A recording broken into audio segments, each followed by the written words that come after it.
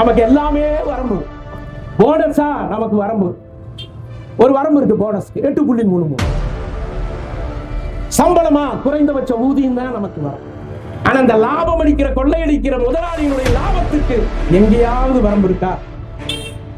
ஏய், உனக்கு நீ செய்யற தொழிலுக்கு இதுக்கு மேல லாபம் வந்தா அதை புடுங்கினா அரசு கஜானாவில் சேர்த்து விடுவேன் என்கின்ற சொல்லுகிற தைரியம் இந்த ஒன்றிய மோடி அரசு.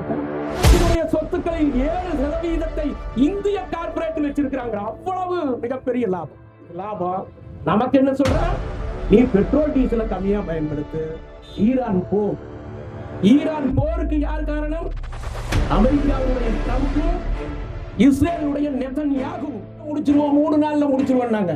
இன்னைக்கு 2-3 மாசம் ஆச்சு, ஒன்றும் பண்ண முடியல. ஹார்மூஸ் ஜலசந்தியில கப்பல்கள் பூரா நிக்குது. நமக்கு வர வேண்டிய எண்ணெய் வரல. நாம இதுக்கு முந்தைய எங்க எண்ணெய் வாங்கினோம்? ரஷ்யால இருந்து நம்ம ரூபாயில் நாம் வாங்கினோம். ரொம்ப ரொம்ப குறைவான ரூபாயில் வாங்கினோம். விஸ்வகுரு 56 இன்ச் மோடி மிக தைரியமானவர்.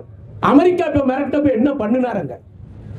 ரஷ்யா இருந்து கச்சா எண்ணெய் வாங்கினா இன்னைக்கு சிலிண்டர் விலை உயர்ந்து உலகத்தை மட்டுமல்ல நம் இந்தியாவையும் எப்படி மிரட்டி கொண்டிருக்கிறது. அதற்கு இந்திய மக்களுடைய 140 கோடி மக்கள் நலனை காக்கின்ற மோடி என்ன செய்தார்?